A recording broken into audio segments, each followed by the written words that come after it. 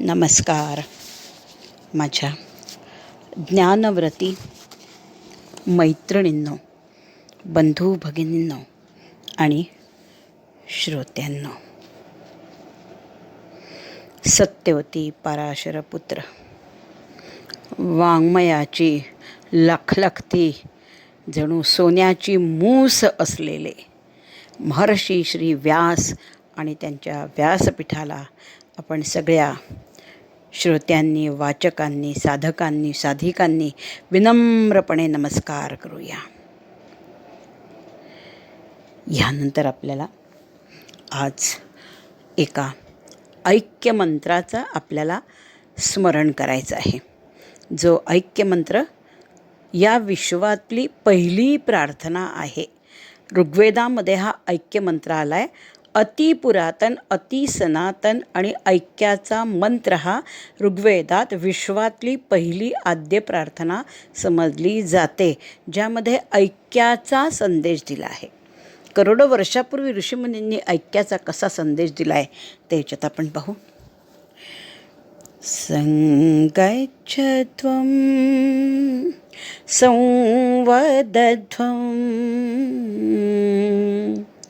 संवो मनांसि जानता देवाभागं यथा पूर्वे संजानना उपासते संजानना उपासते.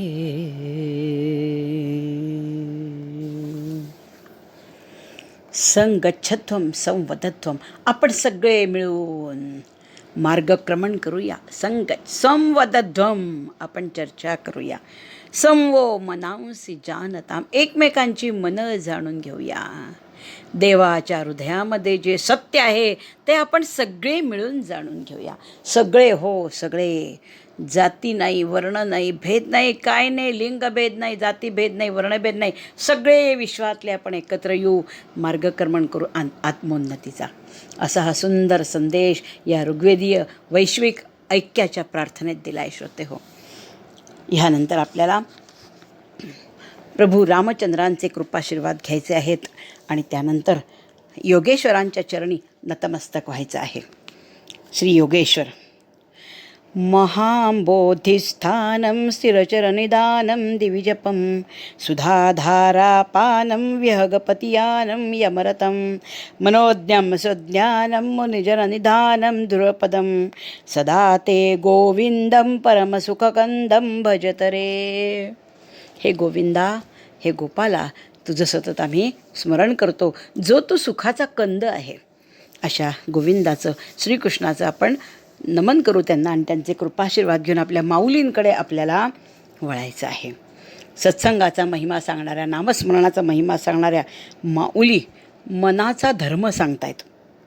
काजे यया मनाचे एक निके, जे हे देखिले गोडीचिया ठाया सोके, म्हणूनी अनुभव सुखची कौतुके दावित जाईजे. कसं आहे हे म्हण पहा.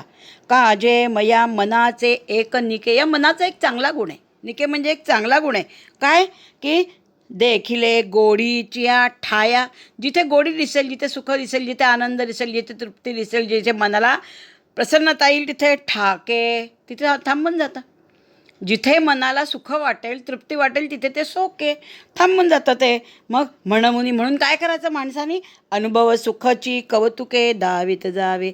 म्हणून परमेश्वराच्या नामस्मरणाचा तुम्हाला जो अनुभव आहे तो त्या मनाला दाखवत जावा की अरे हा अनुभव असा आहे की या नामस्मरणापाशी सुख मिळतं. म्हणजे ते मन नामस्मरणापाशीच थांबेल आणि तिथेच नामस्मरण करत राहील. असा आपल्या मनाचा गुणधर्म नामस्मरणासाठी सांगणाऱ्या ज्ञानोबा माऊलींच्या 5व्या अध्यायामधल्या आपल्या 22 ओव्या झालेल्या होत्या आणि यामध्ये संन्यासाची लक्षणं सांगणं सुरू केलेलं आहे. 22व्या ओवीमध्ये सांगितलं आहे की तो संन्यासी, की तो जे गेला आहे त्याचा शोक करत नाही, जी इच्छा पूर्ण होत नाही त्याची इच्छा धरत नाही, मनामध्ये मेरू पर्वतासारखा तो दृढ असतो, तो संन्यासी असतो. मग 22व्या ओळीत म्हटलं की त्याला घर सोडावं लागत नाही, कारण तो मनाने निरासक्त झाला असतो. घरात राहूनसुद्धा ही बायको हा मुलगा असं त्याला नसतंच. गृहाधिक सोडावं लागत नाही. ओवी क्रमांक 23 मी प्रारंभ करते. देखे अग्नी विझोनी जाये, मग जे राखोंडी केवळ होय, तै ते कापुसे गिवसूये जयापरी. आता हा जो संन्यासी मनुष्य आहे ह्याने आसक्ती सोडून दिलेली असते. आसक्ती सोडून दिलेली असते, त्यामुळे त्याच्या वाट्याला विषय, इंद्रिय, आशा, तृष्णा, काम, क्रोध कोणीच जात नाही, कारण त्यांनी ती आसक्तीच जिंकून घेतली आहे. जसं अग्नी विझवून जाय, अग्नी विझून जातो, अग्नी प्रज्वलित केला आहे समजा, तो अग्नी काही वेळाने विझून जातो. मग तो एकदा विझून गेल्यावर राखोंडी केवळ, इथे फक्त राख उरते. मग लाकडे जाळले असतील, गवऱ्या जाळल्या असतील, काही जाळलं असेल तर ते अग्नी विझून गेला की फक्त राख उरते तिथे. मग त्या राखेला काही किंमत राहते का? नाही. मग त्या राखेचं काय होतं? तै ते कापूस गिवसूये. तै म्हणजे त्यावेळा एकदा अग्नी प्रज्वलित झालेला विझून गेला, तिथे फक्त राख शिल्लक राहिली की त्यावेळा तो कापूससुद्धा त्या राखेला उचलू शकतो, स्पर्श करू शकतो कापूस.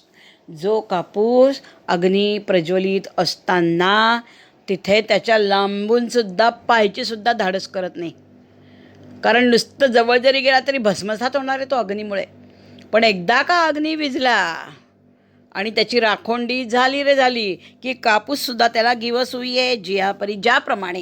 ज्याप्रमाणे अग्नी प्रज्वलित झालेला अग्नी विझला आणि त्याची राखोंडी राहिली की त्याला तिथे तो कापूससुद्धा त्याला उचलायला येऊ शकतो, कापूससुद्धा त्या राखोंडीला गिवसूये शोधत शोधत येऊ शकतो. त्याप्रमाणे आता काय सांगताय बघा. तैसा असतेनी उपाधी, ना कळीजे तो कर्मबंधी, जयाची बुद्धी संकल्प नाही. त्याप्रमाणे आता हा आपल्याला दाखला दृष्टांत दिला आहे की जसा अग्नी विझला की कापूससुद्धा त्याला स्पर्श करू शकतो, त्याप्रमाणे हा मनुष्य, संन्यासी मनुष्य उपाधीत असूनही कर्माधिकांनी बांधला जात नाही. त्याला काय म्हटलं आहे? असते नि उपाधी. उपाधी असते त्याला. उपाधी म्हणजे काय त्याला म्हणतात? सगळे व्यवहार, त्याला व्यवहार करायचे असतात. ना कळीजे, पण तो कर्मबंधात पडत नाही, तो कर्मबंधामध्ये पडत नाही. ज्याचे निमित्ती, कारण ज्याच्या बुद्धीमध्ये संकल्प विकल्प आसक्ती राहिलेलीच नाही आहे. एकदा का याच्या मनातनं संकल्प विकल्प आले याच्या मनामध्ये की मग त्याला कोणीही काम विकार स्पर्श करतील, पण ह्याच्या बुद्धीमध्ये संकल्प नाही, विकल्प नाही, विषय नाही, इंद्रिय नाही, त्यामुळे ह्याला कर्माचं बंधन पडतच नाही. ह्याला अग्नीचा का दाखला दिला हे नीट समजून घ्या की जसा जोपर्यंत अग्नी प्रज्वलित आहे कापूस तोपर्यंत तिथे येणार नाही. अग्नी जळून त्याची राख झाली की कापूस त्याला शोधत तिथे येतो. तसं हा मनुष्य जोपर्यंत निरासक्त आहे, निस्संग आहे, आसक्ती नाही आहे याच्या मनात, याची बुद्धी निश्चयात्मिक आहे, तोपर्यंत संकल्प विकल्प याच्यामध्ये येणारच नाही. पण एकदा का याची निश्चयात्मिका बुद्धी डळली की मग त्याला संकल्प विकल्प शोधत येतील. ओवी क्रमांक 25. म्हणून कल्पना जै सांडे, तैची गा संन्यासगडे, ये कारणे दोन्ही सांगडे संन्यास योग. म्हणून कल्पना जे सांडे, म्हणून माणसाचे संकल्प विकल्प एकदा गेल्यावर, सांडे म्हणजे निघून गेल्यावर, एकदा माणसाने आपल्या संकल्प विकल्पांचा त्याग केल्यावर, संकल्प म्हणजे सकारात्मक विचार, विकल्प म्हणजे प्रतिकूल विचार, एकदा का माणसाने संकल्प विकल्पाचा अनुकूल प्रतिकूल कल्पनांचा त्याग केला की तैची गा संन्यासकडे, तेव्हाच त्याला संन्यास घडतो. तुमच्या सगळ्या अनुकूल प्रतिकूल विचारांचा त्याग करा, अनुकूल प्रतिकूल विचारांचा त्याग करा, म्हणजे त्याला संन्यास त्या ठिकाणी घडतो. ये कारणे दोन्ही सांगडे संन्यास योग. आणि याच दृष्टीने कर्मसंन्यास आणि निष्काम कर्मयोग सांगडे म्हणजे दोन्ही सारखेच आहेत. कारण कर्मसंन्यासामध्ये सुद्धा तुम्हाला मनातले संकल्प विकल्प अनुकूल प्रतिकूल सगळं सोडावं लागतं, कर्मफळाचा विचारच सोडावा लागतो. तसंच कर्मसंन्यासामध्ये सुद्धा आहे, संकल्प विकल्पाचा त्याग करायचा आहे, म्हणजेच मग कर्मसंन्यास आणि निष्काम कर्मयोग दोन्हीही सांगडे, दोन्ही सारखेच आहेत. म्हणजे आत्तापर्यंत अर्जुनाच्या मनावर भगवंत ठसवत आहेत की हे दोन्ही सारखेच आहे, कर्मसंन्यास आणि कर्मयोग दोन्हीही सारखेच आहेत. आता यापुढे श्रोते हो गीतेचे श्लोक आहेत, लागोपाठ 4 ते 7 श्लोक आहेत. 4, 5, 6, 7 समजून घ्या. चौथा श्लोक आहे. ह्या 4ही श्लोकांमध्ये भगवंत हेच पटवून देणारे की कर्मसन्यास आणि निष्काम कर्मयोग सारखेच आहेत. किंबहुना निष्काम कर्मयोग ही कर्मसन्यासाची अगोदरची पायरी आहे. ती चढल्याशिवाय तुम्हाला कर्मसन्यास घेता येणार नाही. ती कठीण पायरी आहे. जसं मी तुम्हाला उदाहरण दाखवलं होतं, 9वी 10वी झाल्याशिवाय एकदम 12वीची परीक्षा देता येत नाही. तसं आहे हे. आता ते 4ही श्लोक पहा. सांख्ययोगौ पृथक् बालः प्रवदन्ति न पंडिताः एकमप्यास्थितः सम्यक् उभयोर्विन्दते फलम्. काय तत्व मनावर ठसवायचं आहे अर्जुनाच्या? कर्मसन्यास आणि कर्मयोग दोन्ही सारखेच आहेत. कर्मसन्यास नीट लक्षात घ्या. दररोज मी तुम्हाला सांगते. कर्मसन्यास शब्दाचा अर्थ आहे आपल्या विषयांना, इंद्रियांना, षड्रिपूंना जिंकून तटस्थ वृत्तीने राहून, सच्चिदानंद स्वरूप चित्तवृत्तीने राहून जे कर्म घडतंय ते मी करत नसून प्रकृती आणि गुण करताहेत अशा भावनेने जो निरासक्त बुद्धीने कर्म करतो तो संन्यासी असतो. त्याला संकल्प विकल्प नसतात, त्याला काही नसतं, गेलेल्याचं दुःख नसतं, आलेल्याचा आनंद नसतो. असा जो एक निर्विकल्प मनुष्य असतो तो संन्यासी असतो. आणि निष्काम कर्मयोगी म्हणजे अजून त्यांनी विषयांना, इंद्रियांना जिंकलं नसतं, पण त्याच्या मनात फळाची आसक्ती ठेवायला नको, म्हणजे तो निष्काम कर्मयोगी होतो. आता इथे ह्या श्लोकाचा अर्थ पहा. सांख्ययोगौ पृथक् बालः प्रवदन्ति न पंडिताः. सांख्ययोग म्हणजे कर्मसन्यास योग, सांख्ययोग म्हणजे ज्ञानयोग. म्हणजे वहीत लिहून घ्यायचं आहे की सांख्ययोग म्हणजेच ज्ञानयोग म्हणजेच कर्मसन्यास योग. तिन्ही एकसारखे शब्द आहे. आणि सांख्यच्या पुढे योग शब्द आला आहे. आता योग म्हणजे निष्काम कर्मयोग. म्हणजे सांख्ययोग शब्दाचा अर्थ काय झाला? कर्मसन्यास आणि निष्काम कर्मयोग हे दोन्ही पण. सांख्ययोग शब्दाचा अर्थ काय झाला? कर्मसन्यास आणि निष्काम कर्मयोग दोन्हीही द्विवचन येते. योगौ देवहा देवौ द्विवचन आहे. म्हणजे दोन गोष्टी आहेत. कोणत्या दोन गोष्टी आहे? एक सांख्य म्हणजे कर्मसन्यास आणि योग म्हणजे निष्काम कर्मयोग. म्हणजे त्या एका सांख्ययोग शब्दामध्ये 2 योग आलेले आहेत. पहिला कर्मसन्यास योग आणि निष्काम कर्मयोग पृथक वेगवेगळे आहेत. इति बालाः वदन्ति असं अपरिपक्व लोक म्हणतात. बालहा म्हणजे छोटे मुलं नाही. बालहा म्हणजे बुद्धीने बाल असलेले, बालक बुद्धीने अपरिपक्व असलेले, मतिमंद, अज्ञानी, अपरिपक्व बुद्धीचे लोक असं म्हणतात की कर्मसन्यास आणि कर्मयोग पृथक आहेत, वेगवेगळे आहेत. असं कोण म्हणतं? इति बालाः वदन्ति. असे अपरिपक्व लोक म्हणतात. न पंडिताः. पंडित असं म्हणतच नाही. पंडित असं म्हणतच नाही. कोण म्हणतं आणि कोण म्हणत नाही? अपरिपक्व बुद्धीचे जे लोक असतात, असमंजस जे असतात, ते म्हणतात की हा कर्मसन्यास वेगळा आहे आणि निष्काम कर्मयोग वेगळा आहे. पण पंडित मात्र असं म्हणत नाही. पंडित म्हणतात की हे दोन्ही एकच आहे. पंडित म्हणजे कोण? पंडा बुद्धी यस्य सहा. ज्याची आत्मज्ञानाची बुद्धी आहे तो मनुष्य असं कधीच म्हणणार नाही की हा कर्मसन्यास वेगळा आहे आणि निष्काम कर्मयोग वेगळा आहे, असं पंडित म्हणत नाही. न पंडिताः. मग कोण म्हणतं? बालाः वदन्ति. अपरिपक्व बुद्धीचे लोक म्हणतात की कर्मसन्यास आणि कर्मयोग हे दोन्ही वेगवेगळे आहेत, असं असमंजस लोक म्हणतात. विद्वान लोक असं म्हणत नाही. एकमपि आस्थितः. तुम्ही एकामध्ये जरी स्थिर झाले, एकम अपि अपि म्हणजे सुद्धा, जरी तुम्ही एका कुठल्या योगामध्ये स्थिर झाले तरी उभयोः फलम सम्यक विंदते. दोघांचं उत्तम फळ तुम्हाला मिळतं. उभयोः म्हणजे दोघांचं, फलम म्हणजे फलम, कसं फळ? सम्यक फलम विंदते, उत्तम फळ तुम्हाला मिळतं.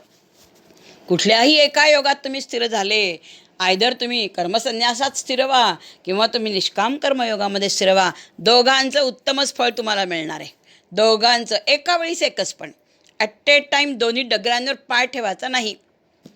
मग jack of all trade master of none, कशातच काहीच मिळत नाही. म्हणून एक निश्चित ठरवायचं की मी कर्मयोगामध्ये स्थिर होणार आहे, निष्काम कर्मयोगामध्ये का कर्मसन्यासामध्ये. उभयोः सम्यक फलम विंदते. दोघांचंही तुम्हाला उत्तमच फळ मिळतं असं सांगितलं आहे. दोघांचं साम्य दाखवलं आहे. श्लोक क्रमांक 5. यत्सांख्यै प्राप्यते स्थानं तद्योगैरपि गम्यते एकं सांख्यैश्च योगैश्च यः पश्यति स पश्यति. सांख्यैः यत् स्थानं प्राप्यते. यत् म्हणजे जे, सांख्य लोकांना जे स्थान प्राप्त होतं परब्रह्माचं स्थान सांख्य लोकांना म्हणजे ज्ञानी लोकांना म्हणजे कर्मसन्यासी लोकांना. ज्ञानी लोकांना जे स्थान प्राप्त होतं योगही अपिगम्यते, ते निष्काम कर्मयोगानं सुद्धा प्राप्त होतं. म्हणजे असं समजू नका की तो ज्ञानयोग कठीण आहे, विद्वानांचा आहे म्हणून त्याच्याने जे परब्रह्मपद प्राप्त होतं ते निष्काम कर्मयोगाने मिळत नाही असं म्हणायचंच नाही. स्पष्ट म्हणतायत व्यास महर्षी की तुम्हाला कर्मसन्यासामुळे जे उच्चपद प्राप्त होतं तेच तुम्हाला निष्काम कर्मयोगाने सुद्धा मिळू शकतं.